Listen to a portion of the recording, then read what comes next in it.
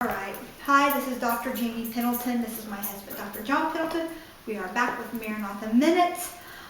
Today we have had some people write in and have some questions about abiogenesis. They want to know, what is it?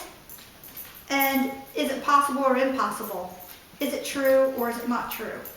What does science say about it? And that's what we've been doing. So if you haven't heard from us, we've just been going from one subject to the next and discussing some science. We do both have a science background, so when we get talking about something, we stayed up, I think, almost every night till what time, John? Early. Early morning hours? Early morning hours. So let's start by asking the first question.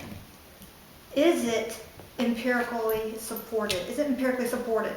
Now, when I say empirically means, okay, it's science. It's observable science, measurable science, and repeatable science. That's what empirical means. That it is observable, measurable, and repeatable. So when you're taking notes, be sure to write that down. So now that you know what empirical means, because we're going to be using that word quite a bit here, we can get into the first question. Is it empirical? Is it scientifically supported? Let's just start there. Well, the simple answer is no. Simply. And Lexi heard no, and she's jumping all over us now. You got excited. You don't like the word. You don't like the word. No, she doesn't like it, and she thinks it's time to play. And it is. This is can be fun if you think about it in reference to science. Empirical has to do with things that doesn't matter how you feel about it. It doesn't matter how you wake up or your feelings or your ideas about it. A lot of people make up a lot of good stories about things, but like the law of gravity, if you jump off a building, you're going to hit the ground. If you do certain things, empirical science, you can demonstrate that that's a reality that's going to take over no matter what, unless somebody catches you or something intervenes to stop or soften the fall in some way. So when we say that abiogenesis is not empirical, A means not, bio means life, life. Genesis means beginning. Mm-hmm. So the beginnings of life, so they're saying... Not the beginnings of life. Well, in the sense that dead matter... Genesis is not the beginnings of life. The story of Genesis is not the beginnings of life. That's what they're saying by the term. I think, yes, they're excluding God. They're excluding a creator, and they're saying essentially that matter is the only thing that counts, and essentially that matter is the only thing that exists. And they throw into the mix Mother Nature, as if nature in and of itself has a brain and can control the outcomes. Now, let's take it step by step. Abiogenesis, that things came from non-living things. Is that provable? Measurable and repeatable science? The answer, like I said, simply is no. The evolutionists, though, the atheist and the materialist, which are evolutionists, we got some flack about that. I called them atheistic, materialistic, evolutionists. Naturalists. I threw all those terms together. But they are. They are together because if you're a naturalist, you basically think the only thing that exists is matter, and the brain about the matter is nature, and whatever happens or transpires is a result of the brain of nature working in time and space by chance upon matter. Which is eternal. Well, they assume that there's an eternal matter, and that is I wrote a whole book about that. It's going to be published soon. Well, I didn't want to give all that away, but we don't have to go into the whole book. But do you feel like you answered that question? Well, I have to say this. It has to be true from an evolutionist standpoint and an atheistic. For them. It's got to be true because it's got to be true. Now, that shows you in and of itself that that's not true testable science. So when an atheist and an evolutionist come up to you and they say that abiogenesis, that God is not real, that there's no engineer, there's no designer, They're basically living their life based upon a lie. The lie is that their view that things of dead matter became living has never been scientifically proven. It's not, it is testable, and they have tried to do tests based upon that hypothesis.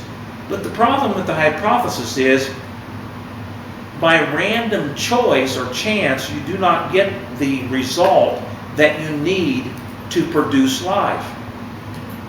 We are not the writers of the code.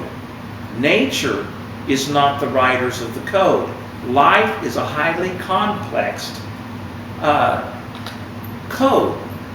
And the code is basically a language. You can talk about the evolution of language or the evolution of codes, but basically the mathematical underpinnings for life in the DNA are pre-existent to the human brain and to the natural order of things. So if you go from that standpoint, nature didn't produce it, DNA. We cannot produce it. We can manipulate it. We are kind of conservators of it, but we cannot produce life. And anything that we do, or anything that nature does, is actually nature. When you have an animal and it's born, you can have a variety of kinds of dogs, a vast variety of dogs, but they're still dogs. The thing that you do with, and happens in nature, is you have a loss of information, and you have great variety, but sooner or later what happens is that program code will end in extinction of the dog kind, or the people kind, or whatever animal kind we're messing with. We have great extinctions throughout civilization and throughout history. There's been massive extinction of the dinosaurs and other, about 98% of the animals is what they say have been extinct. Things are designed to balance themselves out. In the genetic code, though, a tree or a plant or an animal, when you're talking about genetics in reference to well, that. That's what I'm talking about. I didn't explain that very well. It's almost 2 o'clock in the morning. No, But that's fine. this is like day 7 of our conversation. This, Jane's making a good point, that things do cancel one another out. Yeah, nature. What happens, though, in nature is that nature is a conservator of the code. That's Nature right. cannot produce the information of the code. We, as a brain, cannot produce the coded language of life. Now, the only empirical evidence is that life comes from life. That's empirical science. Doesn't matter how I feel about it. Doesn't matter how I view it. Doesn't matter if I like it or not. The atheists don't like that, because in their view, there is no God, no life, and life just poofed out of nothing.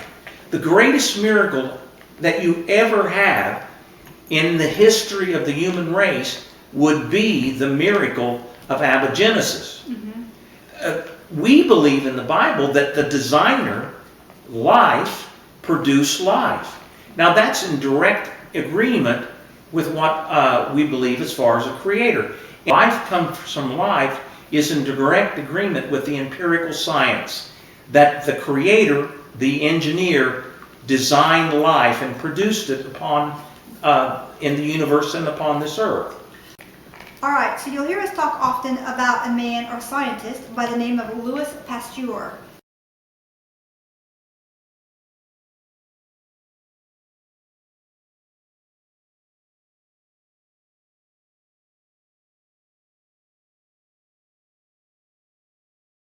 We've heard of pasteurizing and all that. Well, he was pasteurizing to make wine, so that way, to keep it from spoilage. And you can go, and we'll put the link below, and you can go to that website, and we can talk about his lab and about how you can see it today. And he proved, without a doubt, that life comes from life. So all the science in the world isn't going to prove the opposite, because both cannot be true. Life comes from life. The very first life comes from life. Louis Pasteur proved it. And that's why all this abiogenesis, all this stuff is impossible, because their theories, their theorems behind it is not, It hasn't led to anything. They say it has, but they've not brought anything to life. No, nothing in the experiments that they did in reference to that, nothing produced any, even close to anything that would be living. But we do have a scientist, Louis Pasteur, who proved it. And it's observable science, it's measurable science, and it's repeatable, which is very important. That kind of science is very important. It was very difficult in that situation. In the complexity, yeah. Well, in the situation, everybody wanted to believe, and a lot of people did believe and held to ideas that were not in the Bible, or supported by the Bible, or supported by science. Mm-hmm. And they went and they taught them as if they were absolute reality. Mm-hmm. We're doing that again in evolution in reference to abiogenesis. There is no testable experiment that has ever proven that they've been able to produce life from non-life. The only reason why it's being promoted as true is because they say it has to be true, because our theory is true. There's two things about that. Number one, it's not science when you say that, because you're not talking about anything you observed. There's nothing observed in history that we can prove it, so it's not science. Number two, it contradicts the very fabric of the scientific method based upon Louis Pasteur and other people's experiments that categorically prove something to be true. You have a theory of evolution, atheism, and materialism that says, I don't want there to be a God. I don't want there to be a designer. But you look all around and all you see is things that are designed, things that are made, things that are structured, things that produce by a pattern. And you want to deny that? And we do the same thing based on that pattern. We are conservative. We are designers. We are engineers. We base everything off that natural pattern that's already there, that's already been engineered. We're just recreating the wheel. Yes, and that really shows you at the very core of it, and a lot of people can yell, scream, and get mad, and they will, and they did in the last video. And call us every name in the book, but then yet they brought nothing to us that would, they brought us nothing. They threw out one or two scientific words they found on the website. They had no science or lab background to, you can't prove it. There is not a scientist today that can prove it. No, so the basic experiment disproves it. And the other thing that disproves it is DNA. Mm-hmm. Yeah. DNA, there's a difference between different life forms. And life forms are actually programmed, and there's genetic limits to the program as far as the kinds go. That's the observable reality. You see it, and there's a lot of variety, a lot of difference, and you see animals, people, and all kinds of created living things. And you look at them, and flies are flies, and birds are birds, and bacteria are bacteria, and dogs are dogs, and they look a lot different than the original dog kind. People are people. So the other thing is the genetic code of life shows empirically that it is a coded language. That means it pre-existed before nature existed and before our human brain existed. All we do when we procreate, a man and woman get together and they have a baby, and the mixing of the genetic code produces an offspring. And it's going to be some form of a human being. So just remember, empirical science is verifiable by observation or experience rather than theory, or just pure logic. So we mean it has to be observable, measurable, and repeatable science. And science as we have it, and the science answers that we find in class, the real empirical science all has to do with, from the fossil record to the archaeology to history, historical documents and historical facts and stories of the Bible and stuff like that. All that science. We also have other forms of observable science. And I think we need to talk about the history and the architecture and the mathematics behind it. And we're going to do a whole different video on the mathematics behind it. But it's observable. The science that we didn't come from life, there's no observable science. What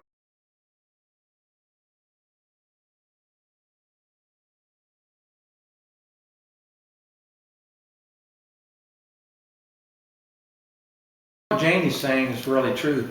The cell is there, and the cell is a very complex piece of equipment. So the very basis of the think that things are simple, when you look at the very simplest forms of life, they're very, very, very, very, very, very, very, very, very complex. We don't even understand a simple complex cell. It is that complex. And what We said that life comes from light was proven by Pasteur. The DNA language is a coded language of mathematics that shows that it pre-existed nature and the human mind. It shows that the DNA came from an engineer. Yeah, there is an engineer behind it. There's some sender of the signal. And the third thing is the highly complex situation that you have to have when you have life. You don't have life developing in a vacuum. If you have a bacteria, you have to have something to go along with it that kind of helps it to grow, feed, and live. So you have an ecosystem, you have the place that it lives, and you have other species that are necessary for that one little cell to exist and to thrive. So you've got to have a whole bunch of things before you can have one little thing that they say was not a very complex thing. It's like what came first, the chicken or the egg? Yeah. No, it is, because it takes the chicken to have the egg, and it takes the egg to have the chicken. So, they're trying to say that something formed for the first time out of nothing, but we know that nothing doesn't come from nothing, but it follows the rule of what God said. He created it out of nothing.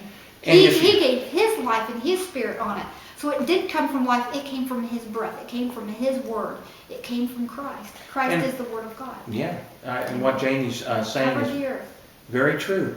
And the way He covered the earth and developed the earth was in a very complex way.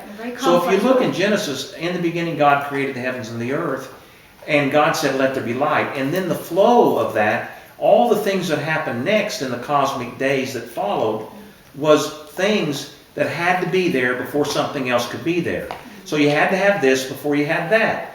So, and if you look in nature, it's a programmed pattern. It's not an unprogrammed or an unthought out order. It's a programmed matter. So when you look at things, you have an environment. You actually have the necessity of other organisms living in the same place to make a home for this organism so they can live. And you have an ecosystem that can only support certain kinds of life. Things do not happen, as they say in evolution, in isolation. You don't have things in isolation. And all the experiments that we've done to show that maybe this is even possible have shown that the very energy it would take to make the amino acids would destroy them at the same time.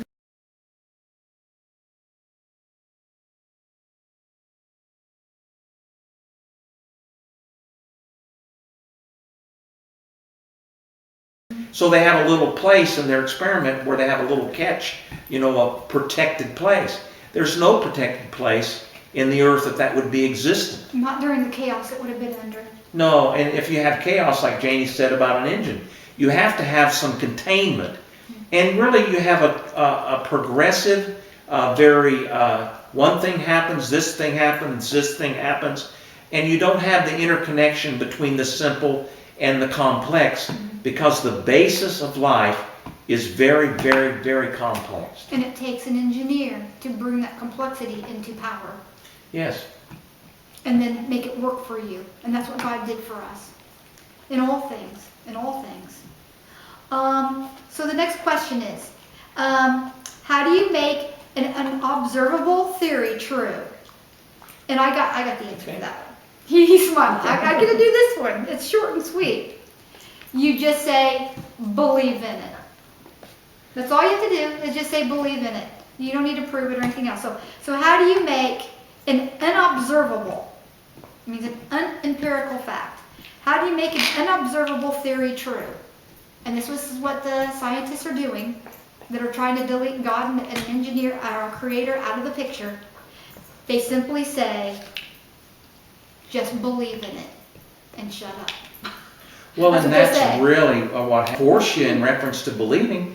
Doesn't matter how you feel about it. Like Janie said, Just shut up and believe it. they say, shut up and believe it. Abiogenesis had to happen. Well, it's not scientific. You can give all your evidence. Well, shut up and believe it. But how about shut up and believe the truth in empirical science, which is observable, measurable, and repeatable, and that is Louis Pasteur's science project, life comes from life. He already proved it. There's no better explanation for the origins of the universe than in Genesis chapter 1, verse 1. That's right. There is no comparative theology that exists in the world that has overridden scientifically Genesis chapter 1, verse 1. The Bible and the Word of God has been historically, socially, and scientifically accurate. It's the reason why we can do science. How can an atheist even do science? Nothing has a reason. Nothing has a rhyme. Nothing has a purpose. Nothing was caused because we caused ourselves. If you go for that, what they see is, well, there is purpose. There is design. There is all this stuff that I'm saying there's not. So really what they're doing is they're denying the basis of their own science by denying the designer. Yep, I agree with that. So which is more faith-believing? In verifiable observation or believing in unobservable theories? Which is more faith-believing? And I'm going to, did you write your answer below, which one it is? Is it verifiable observational science or is it unobservable theories? It would take more faith to believe in an observable theory than it would in a verifiable scientific observation that's measurable and repeatable. So it takes more faith, and they tell you they don't believe in anything, it takes more faith to believe in a falsehood than it does a truth. Well, and they want to believe in the falsehood because they don't want to be, they don't want a God to exist, and they want to be their own bosses, and they want to ultimately become their own gods. Even if they don't see it. They may not see it. They may say, well, I'm a humanist. I think everybody ought to get along and da-da-da-da-da, and go right down that road. But what they actually go down the road is they make eternal matter God. And that's where they become a naturalist, and they'll tell you that they're not. No, they believe in naturalism. And that's why I said atheistic naturalism in reference to evolution, because as Darwin taught it, atheism is the basis of his theory of evolution. There is no God. The only thing that exists is matter. And here's how it happened by means of natural selection. If you look at natural selection does not work as Darwin said it does.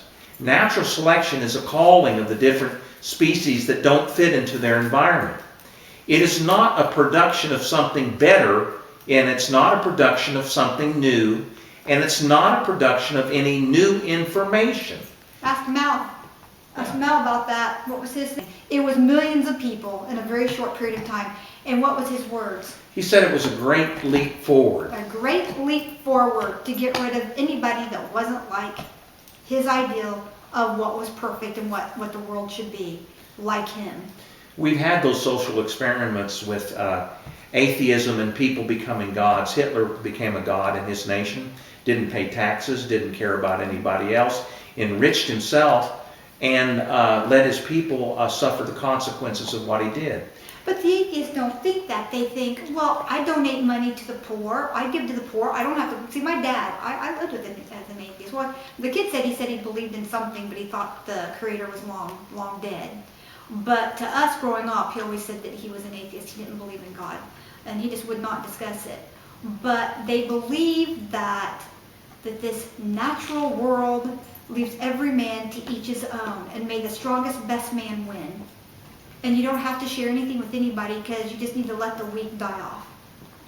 He was. Well, it's a way to run roughshod over people and to really be inhumane. So if you think you're a humanist and are humane, really by your philosophy, if you're buying into evolution, as it's presently taught, you can have values and not believe in a God.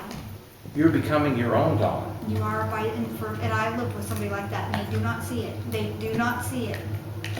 Nope. And we want to put it to you plainly that the best answer to things is, in the beginning, God created the heavens and the earth was formless and void, and darkness was upon the face of the deep, and the Spirit of God was hovering upon the face of the water. God said, let there be light. And light, that's a big word right there, because you want to explain the thing about the light. Well, light or energy is matter. It's matter. So when Genesis talks about time, it talks about space, it talks about matter, and it talks about the creation of everything based upon energy.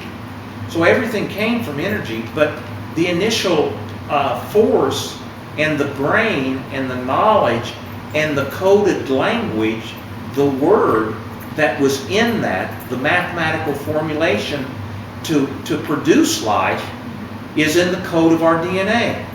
And you can't have that kind of life in isolation, because you have to have an ecosystem, you have to have other species that are living together symbiotically, helping one another, and you have to have an overall system that supports the system altogether as the web of life. And you can't have that in evolution. All right, so next question. And this was another answer. I'm just going to leave you on that same question. This is the problem with atheistic evolution. You have to actually contradict science through faith to believe in what you cannot prove. That's an important thing. You want to read that again? I'm going to read it one more time. She might put it on a slide, too. This was my answer to that question. What John and I did, we gave each other questions and we answered them. And this was my answer to that question. How do you make an unobservable theory true? You just say you believe in it. So which is more faith believing? In verifiable observation, or in believing in the unobservable theory? Well, I wrote this. This was my answer. This is the problem with atheistic evolution. You have to actually contradict science and faith to believe in what you cannot prove. So it takes more faith. And by the way, I figured it up in math. We're talking about math. It takes 3 billion chance or more. You'd have a better chance of winning this 1.3 billion lottery and getting struck by lightning while swimming in water. You would have more of a chance to win the lottery while getting struck by lightning and swimming in water than for life to not come, than for life to come from non-life. But because Louis Pasteur has empirical, repeatable, observable, measurable science, it's 1 in 1 chance that life came from life. That's the mathematical equation for it. So it's 1 in 1 that life came from life, and it's 1 in over 3 billion that life did not come from life. That's the mathematical equation. And we're going to show that to you in the next mathematical film, and that's where we're going to show you the math behind the science, behind the truth that life comes from life, and that there is an engineer, that there is a creator. We can do this. We can learn the truth. And this is what the pastors need to start teaching. They need to start teaching the scientific, provable proof. I think it's really important that you take the time. If you don't take the time to think with us what we're saying and to test what we're saying, don't just take what we're saying as gospel or any way legitimate, because we're not telling you to believe it because we believe it's true. Because the empirical evidence shows that life comes from life, that the genetic code pre-existed before nature or man, and it's a programmed genetic code that brought about all kinds of things from energy. And the third thing is that the empirical evidence is that you don't have things developing in isolation. You have things systematically developing because you have a place they can be, you have symbiotic relationships that support one another. In other words, you don't just have one simple form of life. There is no simple form of life. You have a multitude of different kinds of life that support one another. It's complex. In complexity, in an ecosystem and a web of life that looks after things. And it takes care of itself. It's designed that way. It's designed to take care of itself. All right. So, and we take care of ourselves. We're designed to feed. I said that last time. We're designed to feed ourselves. We're designed to get this brain around and help it to survive for whatever purpose that God's put on our hearts. I truly believe that. So, the empirical fact: life comes from life. It's observable, measurable, and repeatable. Okay, that's empirical science. Now, part 2. Okay, abiogenesis.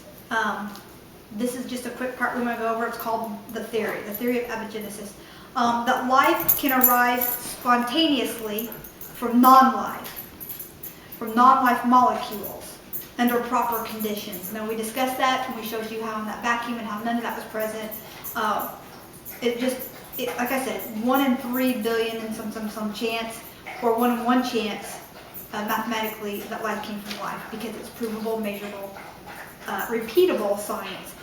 Now, Jurassic Park's really not too far off. We would probably create some pretty weird things that would be pretty scary, and we don't know what they would do to us as humans. They could hunt us. I mean, seriously. We don't know what we'd be doing, what kind of man we'd be creating. God says not to mess with the DNA of things. He says not to do it, not to mess with the seeds. Let them procreate. Let us procreate. Not to mess with nature.